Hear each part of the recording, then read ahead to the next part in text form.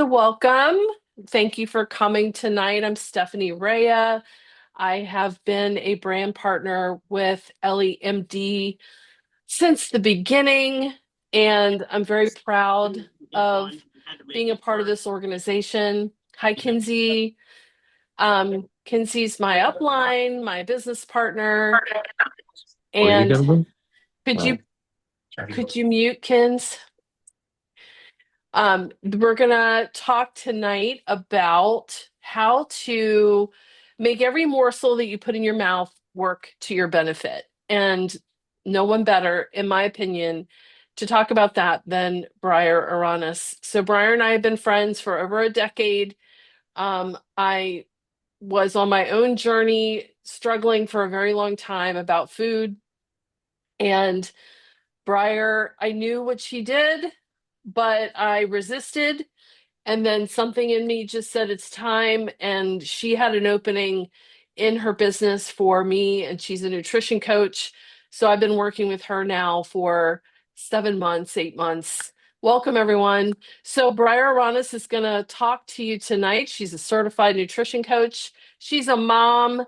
She's got two kids. She's got a husband. She's got a beautiful home and a thriving nutrition coaching business. And so I'm going to let Briar introduce herself.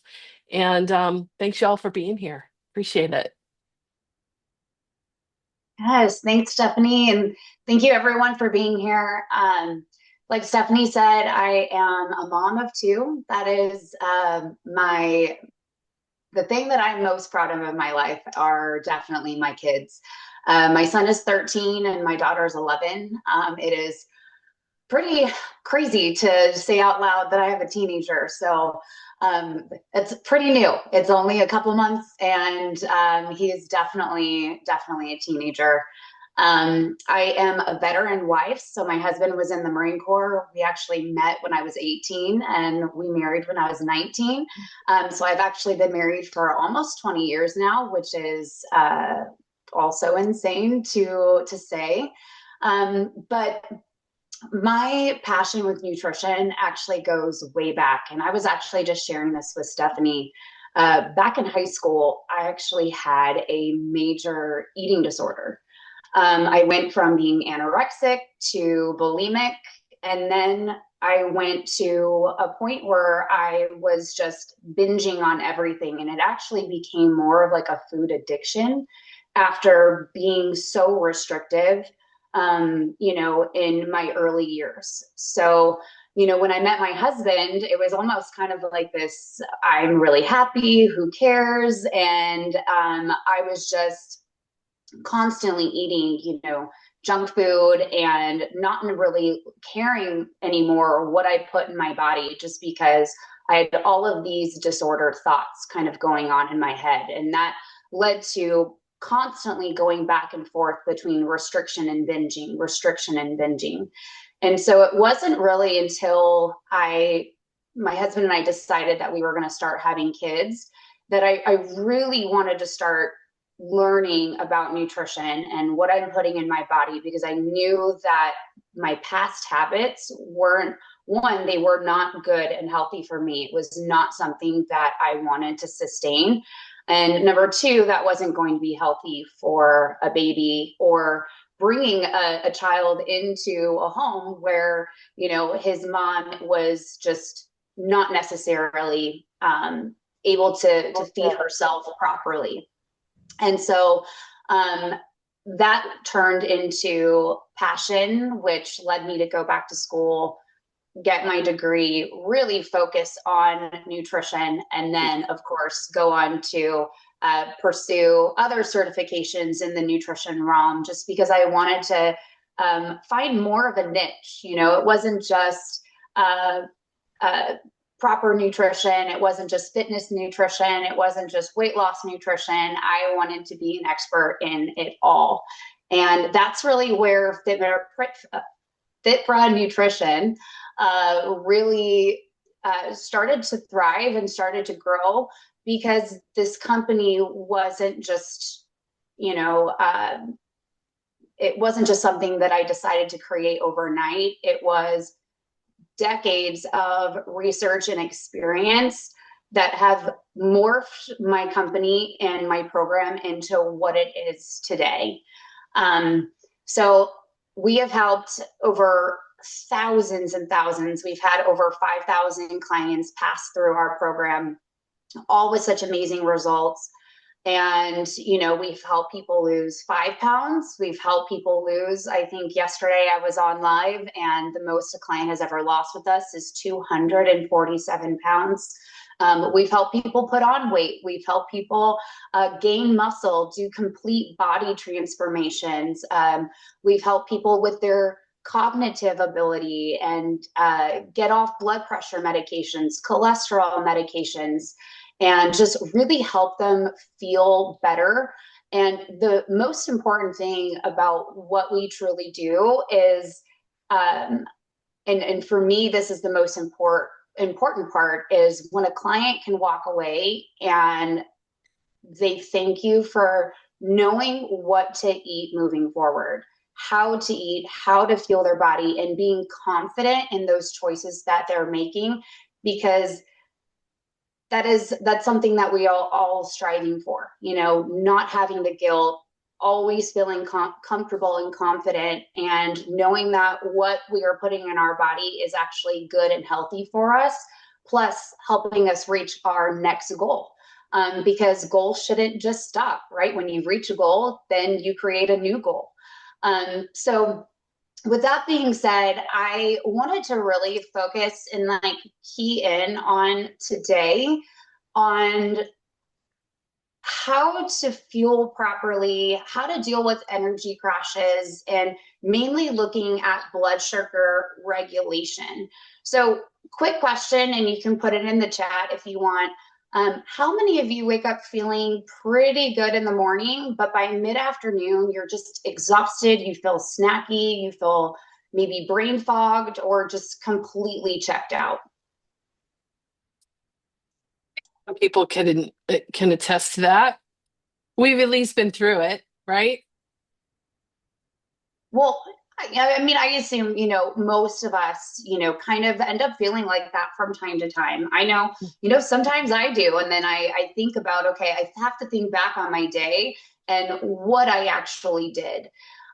So I want to start by clearing up something right away. It's when that happens, it's not a willpower issue, and it's not a motivation issue. It's like what you're actually experiencing is blood sugar and fueling issues. And this is something that we see that's very common with clients, especially when they first start working with us. So GLP-1 medications are designed to help regulate appetite and slow digestion and improve overall blood sugar control. And for many people, they are incredibly helpful. But what happens when appetite goes down is we unintentionally underfuel. So we end up eating less, but we don't eat intentionally. So every single time we eat, our blood sugar rises, and that's completely normal, and it's actually healthy. And when meals are skipped, or maybe they're too small, or they're missing key nutrients, especially protein, our blood sugar rises really quickly and then crashes. And when blood sugar crashes, 3 things happen almost every single time. And this is where energy drops, right? You feel tired, you feel foggy or weak. Cravings increase, especially later on in the day. And your body shifts from stress mode, which actually makes fat loss even harder and not easier. So this is why people say things like, and some clients, you know, say these things to us, especially when they first get started on the program, is I'm barely eating and I'm just exhausted all the time, or I feel weak or dizzy. I'm not hungry, but I don't feel good. And I feel like my body isn't responding anymore. And here's the truth that I want you to hear very clearly is your body isn't broken. It's just under fuel under-fueled and under-supported. So when you're using, the GLP-1s or even just microdosing GLP-1s, nutrition actually becomes more important, not less important, because when appetite is low, every single bite matters. Our goal isn't to eat more food at this point. It's to eat the right foods at the right times in small, intentional amounts. So we actually want to focus on supporting stable blood sugar, consistent energy, muscle preservation, and long-term metabolic health. So it's not about restriction, it's about strategic fueling.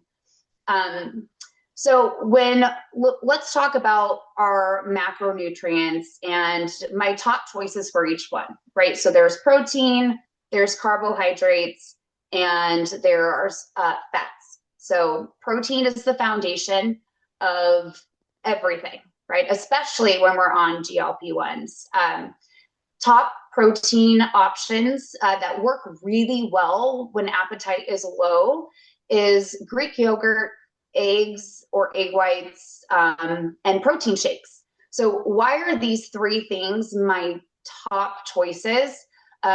They're high protein in a small volume. They're easy to digest. They help protect muscle mass. They support metabolism, and they prevent blood sugar crashes. There, of course, are so many other amazing protein choices out there, like, chicken and ground turkey and steak and beef and shrimp and all sorts of fish. But these top three are the ones, again, that are just high in protein, small volume, and really easy to incorporate every single day. And the most important times to incorporate those protein options are going to be first thing in the morning, even if it's small, even if you're not hungry, midday, even if your appetite is still low, and anytime energy feels unstable. So protein anchors every meal or every single snack, because if protein is missing, blood sugar becomes harder to control. Carbohydrates are not the enemy. Unstable blood sugar is. And so my top carbohydrate choices for GLP-1 are going to be berries, oats, and sweet potatoes. So those three right there are extremely helpful in supporting brain function and mood. They provide steady energy. They have a gentler impact on blood sugar because they're lower on the glycemic index, and they help to reduce dizziness and fatigue. So the important thing with carbs is to know how to incorporate them strategically. So I have three simple rules when it comes to carbs. And number one is always pair it with protein. Number two is use smaller portions, because we don't always need as large of a portion as, sometimes we serve ourselves, or as large of a portion as sometimes we want. And then having your carbs earlier in the day or around activity. So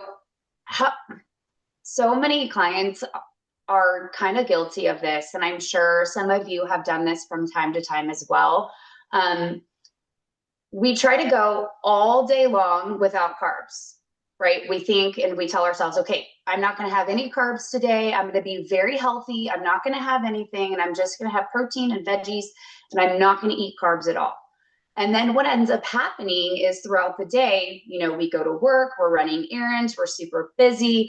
Our mind is completing tasks and working on our deliverables for work. We got to pick up kids, we got to pay bills, we got to go to the grocery store. All of these different things are running through our head. Now, all of a sudden, we're getting in our workout, and now our body is completely depleted. And by the time we get home, we're so hungry. We haven't really given ourselves the energy that we need to accomplish everything that was in our day. So now we get home, we have little to no distractions, and we are in our pantry, in the cookies, the chips, the this, the crackers, the popcorn, the pretzels. That is so, so common. But if you have your carbohydrates earlier in the day, you are more likely to utilize them as energy and to fuel your day, and less likely to binge on them later in the day. Plus, by bookending your carbohydrates around activity, first of all, when you have carbs prior to your workout, you are able to give your body the necessary fuel to be able to perform your workout. And then after your workout, you are replacing that glycogen that your body may have used up for extra energy stores once your body already went through whatever immediate sources of glucose that was available.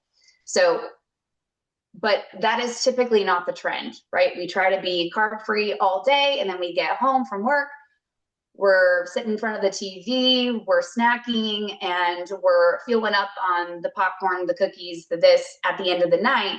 And our body doesn't need those carbohydrates at the end of the night. Why? Because we're about to go to sleep. We don't have all of these other errands and other tasks that we're trying to complete, or a workout that we're doing when we're sleeping. So your body is going to utilize them more efficiently if you strategically place them earlier in your day. Or if you do work out at night, it is a perfect time to, bookend your workout. So an hour to 45 minutes prior, and then about 30 minutes to 45 minutes after your workout, making sure that you're getting in some type of protein and, healthy carbohydrate around that workout. So it's about making sure that you, again, fuel your body correctly, so we don't have these crashes at the end of the day. And then healthy fats. So fats support they support our bodies, right? They're something not to avoid, especially as women, because fats actually regulate our hormones. So the best fat choices are going to be like avocados, olive oil, and nut butters. So why these three options? They help to slow digestion. They help you stay full longer, and they help to stabilize your blood sugar when paired properly. So the best way to use fats is in smaller amounts. The reason why smaller amounts are okay for fats is because I'm sure all of you are, pretty savvy when it comes to calories and things like that. But for every gram of both protein and carbs, for every gram of protein and carbs, there are 4 calories. But for every gram of fat that is in a meal, there are 9 calories. So because of this, right, it helps you stay fuller longer because it is more calorically dense. And then the third reason why, this actually matters as far as why I chose these particular things is they do help to stabilize our blood sugar when paired properly. So the best way to utilize those is, again, small amounts combined with protein, and then used to round out meals, and not to replace them. So there are 3 simple rules or I don't want to call them rules, but more like guidelines, and that I like to pass on, especially with clients that are on GLP1s or microdosing, are 1, never skip protein. Number 2, never eat carbs alone. And number 3, never wait until you're starving. Nutrition supports your body that is doing the work. And so we need to make sure that we are giving it that support, because we all want to get to a place to where we work with our body, so our body isn't working against us. Does that make sense? Yes, it does to me. Yes. Perfect. That was Uh, awesome. That was a really good overview. Can I ask some questions? And then I'd of like to course, see if yeah, let's anyone do else questions. we can open up. So I just want to make a disclaimer that anything that we discuss is for educational purposes only. We're not here to prescribe certain compounded drugs. I was going to read the whole disclaimer, but we're here for educational purposes. So, one of the issues I have seen is titration. When people are on a GLP-1, sometimes they feel like they want to increase, increase, increase, and that increased dose means they're going to lose more weight. But what people experience is zero appetite. Has anyone had that experience? Zero, um, well, tons of fatigue and nausea. And what I've seen is that people that tends to correlate with how much medication we're taking. So if you want to talk a little bit about, you know, people who want to lose weight. And then, of course, Briar's not a physician, but she has some experience in this department in terms of, how much medication, and this is different for everyone, but the goal, in my experience, is not to increase, increase, increase. It's to find, and Honey says this all the time, it's to find that dose where you can still eat, where you're not nauseous, okay? And you're not fatigued because your body is able to support the actual fueling. Yeah. So, do you have some experience with that? So I completely agree. I have worked with a couple of clients whose they were specifically working with their doctors who every time they went in, they just wanted to increase their dosages. And finally, one of my clients actually had to go back to her doctor and say, I do not want to increase anymore. I can't eat at all. I'm nauseous. I'm not hungry. I don't know what's going on. And so I actually had a meeting. It was me, the client, and her doctor, and we all worked together over a course of, I think it was 8 weeks, because it took a while because her doctor was like, I can't just drop you down. Like, this has to be done in phases, to where we would meet. We were meeting every like 2 weeks over Zoom. Her doctor's actually absolutely amazing. Super awesome lady. She's actually out of Cedar Park, Texas. And just trying to find this fine-tuned dosage to where she actually could felt better and she could eat the way that she needed to, because what ended up happening is she stalled out completely. She didn't see any more results because her body was now starting to hold on to everything. Her cortisol shot through the roof. At least that's one of my guesses as what happened. And she was so stressed out that she was just holding on to everything.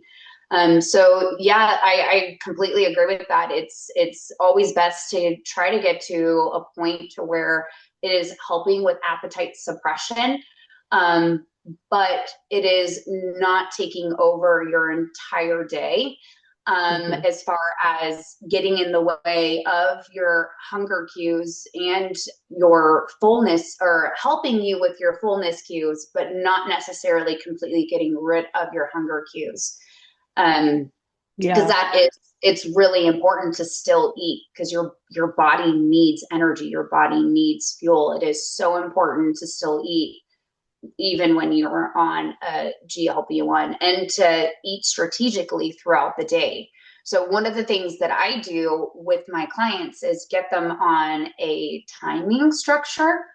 Um, and so, for example, if a client wakes up, at 7 and they have coffee right away, okay, your first meal is going to be at 8. And then your next snack is going to be at 10:30. And then your lunch is at 1. And then you're going to have another small snack at 3. And then you're going to have dinner at 6. And you're going to have another small snack at 8:30 before bed. And getting them on the timing structure was really helpful, because they know that they need to eat whether they're hungry or not. And it's just something small. It doesn't need to be a big meal. It's just something small to keep them going, to keep their metabolism functioning, to keep them feeling good, to keep their blood sugars regulated so they don't have the crashes and the crazy symptoms. And that seems to really help, again, in conjunction with hydration and then, of course, the electrolytes. But timing Yeah.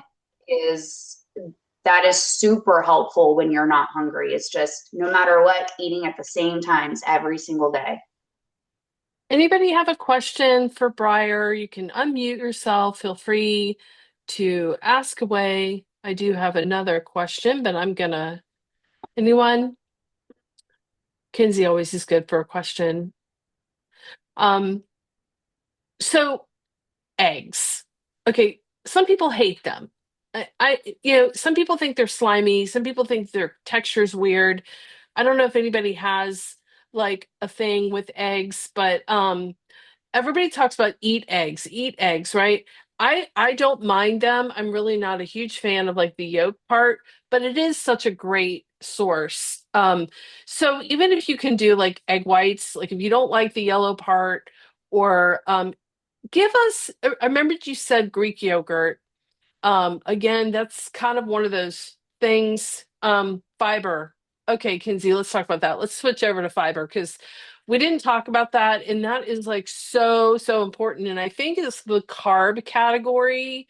We can sneak that fiber in there with that. So Briar, tell us like, we're talking about oatmeal, we're talking about broccoli, we're talking about other types of things that contain fiber. And why is it important when we need to make sure that we're releasing?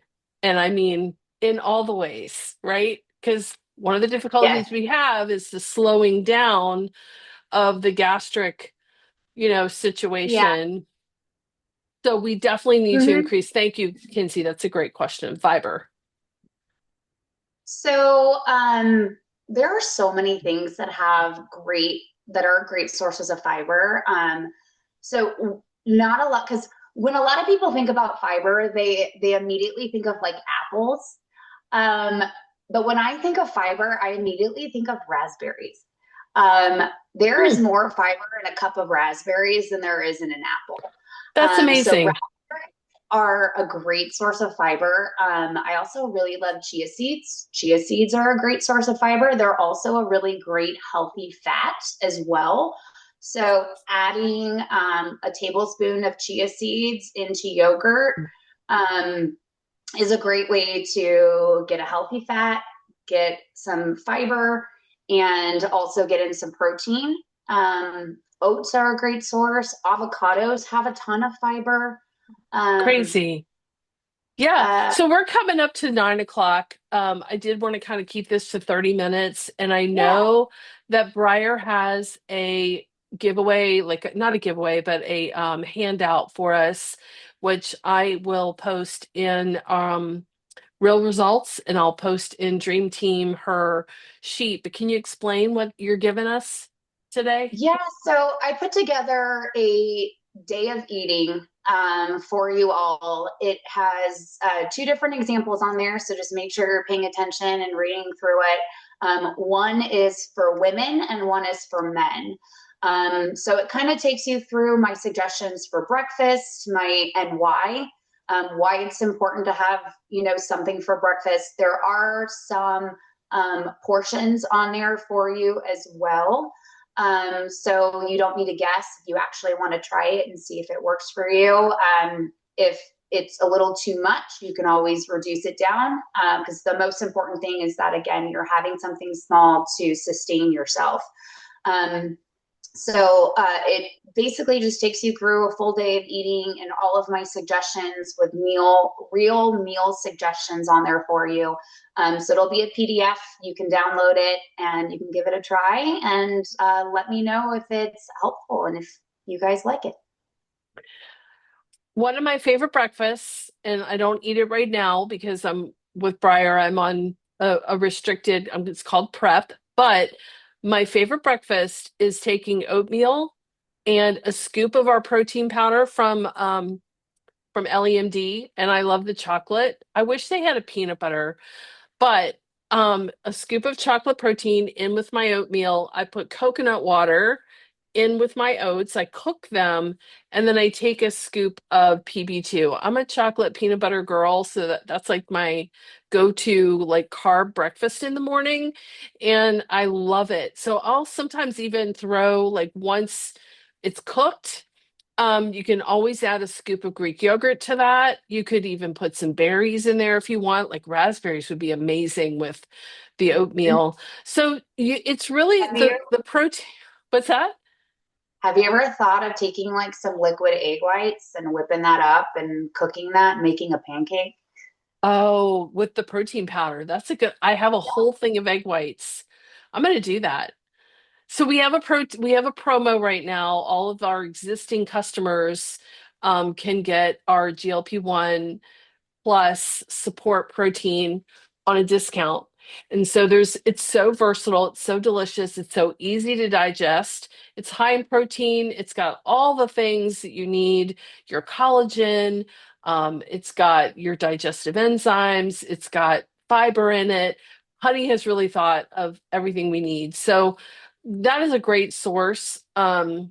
For us as a go-to protein source because and it's plant-based protein, which is another one that's really great. Even though I learned from Breyer that animal protein is actually a better uptake to the vitamins or to the muscles than plant-based. But yes, Vicky, you can unmute yourself. Okay. You Yeah. were talking about you love peanut butter. I absolutely love peanut butter. I love almond butter. I love cashew butter. When Yes.